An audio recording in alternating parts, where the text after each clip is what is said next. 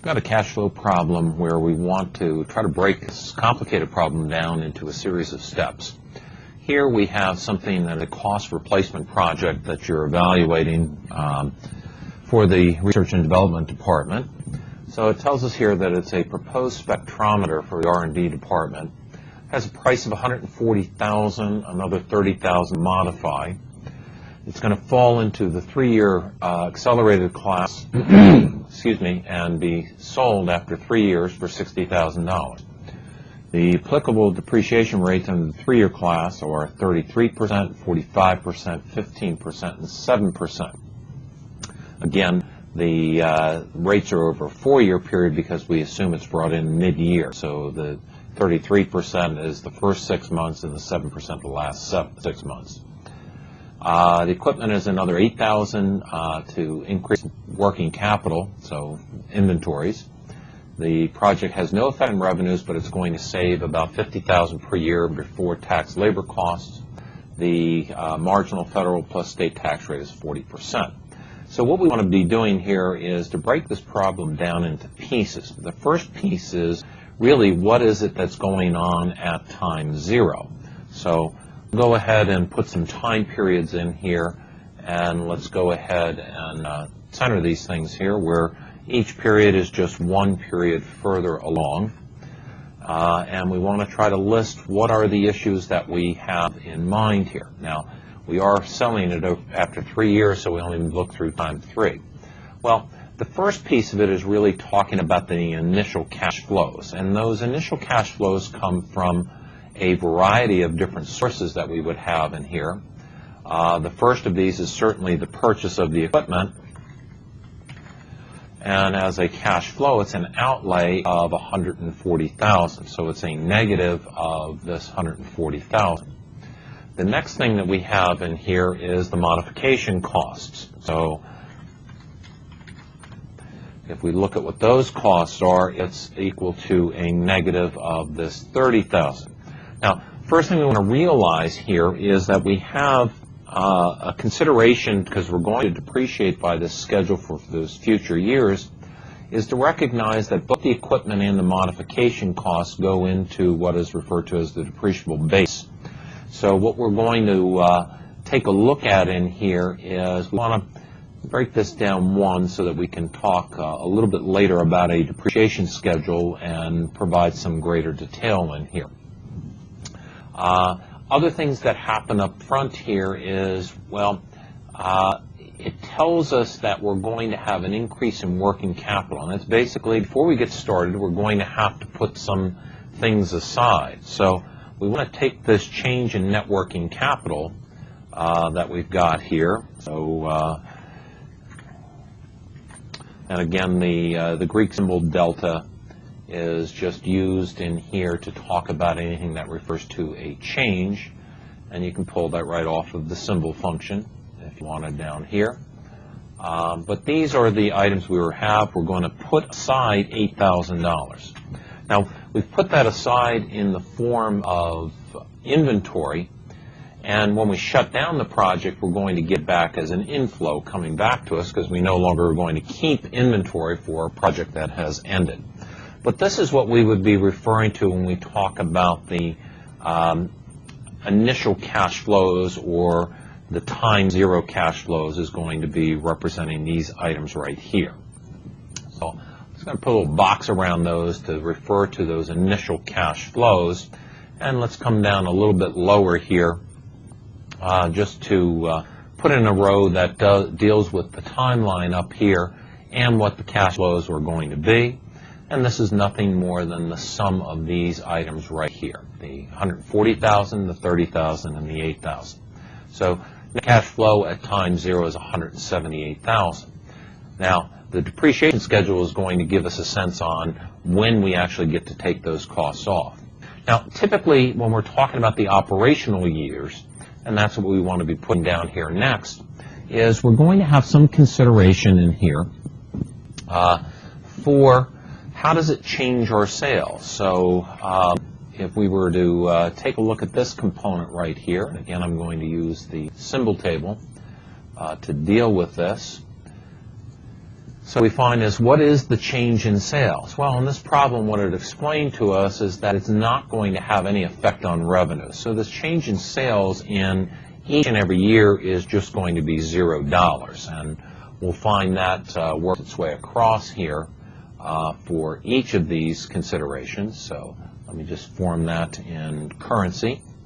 And here is our currency with no decimal points needed. So we've got a $0 that is going to be the same for each year. Now, the next thing we would be looking at, if you think of working your way down the income statement, is we'd be interested in the changes in costs that are going to occur from this activity, but not including the cost items that you would have from depreciation. So again, we're interested in the change here, so we want the symbol here for the delta to talk about that. And in this case, we do have a change in cost, and it's going to go down $50,000 each year. So it's going to be this reduction that we're seeing right there, and in each case, the same thing is happening for each of the subsequent years, is that it's just equal to the same change from the year before. Okay, now the next piece that we do here, again, thinking of the income statement, this difference right here is giving us EBITDA, earnings before interest, taxes, depreciation, and amortization.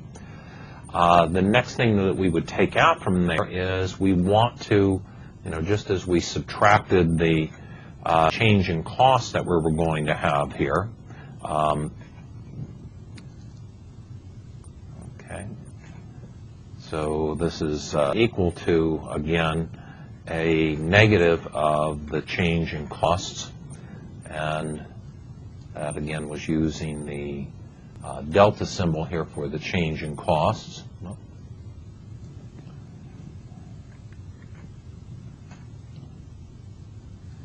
Okay. I'm not sure what I've got going on there, but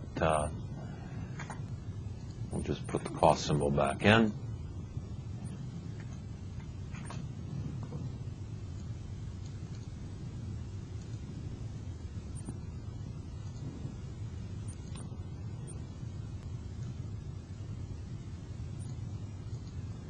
Okay, the next thing we want to look at is any depreciation and amortization. So again, we're interested in the change that has, and that's using our Greek symbol delta again to refer to that change. And in this case, to come up with the change in depreciation, we're going to have to take advantage of the depreciation schedule that we would have here. So what we want to look at is, what is the depreciable base? And here, as we indicated, it's both the equipment change and modification costs. So when we look at the two of those things, what we want to be able to do for our depreciation, these are the rates that we have here, but the dollar amounts are going to be equal to this rate multiplied by both the equipment cost and the modification cost. Now, that's our depreciable base, but we've got the same base for each of these. So in order to be able to copy this through, we want to be able to lock this in on those particular entries, and in other words, lock the columns as we go row to or column to column here. So you have 56,100 out of the 170,000 is taken there, and we can look at that for the subsequent years as well. Now, we haven't done it here for the final year, but we could show you certainly what the depreciation would be taken would be right here. This is not going to be taken by us, and in fact, when we sell at the end of time free, this will be indicative of the book value. We can even put in a notion of what that book value would be, and in each case, it's nothing more than, at first, the 140 plus the 130 minus the depreciation taken that period. In each subsequent period, it's simply going to be the book value from the prior period minus this period's depreciation. So you can see what happens as you go through here for each of these is ultimately the book value would have been 0, but we're not going to get that far as to the final period. So our depreciation amounts are given right up above here, and what we've got going on here is we've got to keep in mind what's happened here is we were interested in subtracting these costs. And so it's a negative of the amount that fits right in there. A cost reduction is $50,000 to the good. Now, when we take out your depreciation right here, what we're going to get is this is going to be a negative of the amounts that we found up above. So we can go ahead and copy that in place to find out what's going on here. And when you subtract these things through, you get our measure known as EBIT. Okay? So our EBIT is going to be the addition of these two things right here. And what you can see is before we even get to the bottom half of the income statement, we're losing money in some of these. So if you take a look at this, you think, okay, we've got a loss that's showing on in here, but a gain in that final year. Now keep in mind that although this is being subtracted out, we're not paying it to anybody. We paid it up front here. So these are just being taken out to be able to figure out what our taxes are. Now the key that you have here in the operation part is, although we would normally look at EBIT, what we're going to do here is we're going to take taxes right out of this. And this is what is known as net operating profit after tax, which is, let's take this net operating profit, the EBIT, and multiply it by 1 minus the tax rate. And when you do that, it simply says take this value right here, multiply it by 1 minus this tax rate of 40%. We want to use the same tax rate for each period, so again, we want to lock it in with a dollar sign right there. And it says, okay, here's what's happened in this case. Let's put in currency. It says we've got net operating profit after tax of a negative 3,660. Now, you'll notice what's happened here is not a tax credit. Because the EBIT was negative, we reduced our tax bill on our other activities. Now, the same thing's going to happen again this next year where we get a reduction in our tax bill because of it. So we don't lose this entire amount. In a sense, the tax deductibility or the tax credit in this case offsets our tax bill, and it makes us that much to the good. We do pay taxes in the final period so that our net operating profit after tax gets smaller, whereas it got larger in those prior periods. Now, the final thing that we want to keep in mind is we did not pay this to anybody. So when we're coming for our cash flows overall, what we want to be able to do here is to add back in our depreciation. So when we're dealing with this cash flow, it's going to be our net operating profit after tax plus the amount of depreciation that we took out before, because we still have that cash, leaving us with a cash flow of $52,440 here. And we'll paint that in place here for these other years. So the operational cash flows are given right here. But we have one more thing operating under the terminal conditions. So where we had our initial conditions right here, here's what we've got from an operational standpoint. And now what we want to consider is what are the terminal issues that are happening. And with those terminal issues, we've got a couple things happening when we shut this project down. One, any salvage value that we're going to receive, and in particular, it's the salvage value that's coming at time 3. So we don't get this every year. So let me format that as a subscript to keep that in mind. When we sell this off, we are going to receive that $60,000. So we have to count that much to our good. The other thing is this change in net working capital we're going to return. So we have a return of our change in net working capital that we no longer have to keep tied up in inventories, that this is now available. And again, let me put that in form of a delta because it was the change in the net working capital. So the $8,000 that we had tied up in inventory, when we're no longer doing this project, we'll release that and we'll make it available for other uses. So we have a return of this, so we're $8,000 to the good. Now, the one other item that we need to have in here, and let me insert a blank line, is we received $60,000, but on the books we said it was only worth $11,900.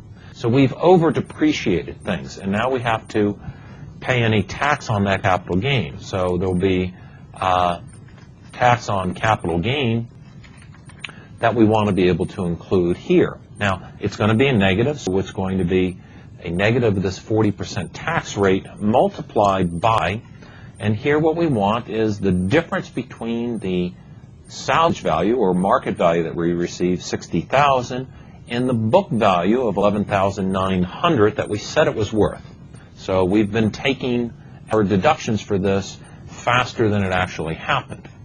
And so we have a tax bill on that capital gain of $19,240, and that has the effect when we begin to take a look at what's gone on in here is we also have these items, our salvage values items, to account for in this final period. So all told, what we get is $178,000 outlay at time 0. We get a net of $52,440 at time 1, a net of $60,600 at time 2, and $88,960 at time 3. And our big question was it worth it? And we'll go ahead and use the NPV criteria to go ahead and evaluate that. Now, if you look up here, you can see that we have a weighted average cost of capital of 12% in this problem. So let's go ahead and enter that WACC value at 12% here so that we can conduct the rest of this problem. Again, since it was a given, I put it in blue. But as we evaluate it here, all we'll do here is we're going to go to our function wizard for the NPV function. We start off, though, by recognizing the NPV function does not include the time 0 cash flows, which are already in present sense. So we then use the go to our financial function under the function wizard, select the function net present value, NPV. When we select NPV, it wants to know a couple things. First of all, what is the rate? It's given here at 12%. And what are the values? And these are the time 1 through time 3 values. When you put all this in place, you find that, whoops, this $178,000 outlay did not bring us back a return that had a present value that was higher than that. So what we will do is reject the project. And that's how you would go through a cash flow estimation and project valuation.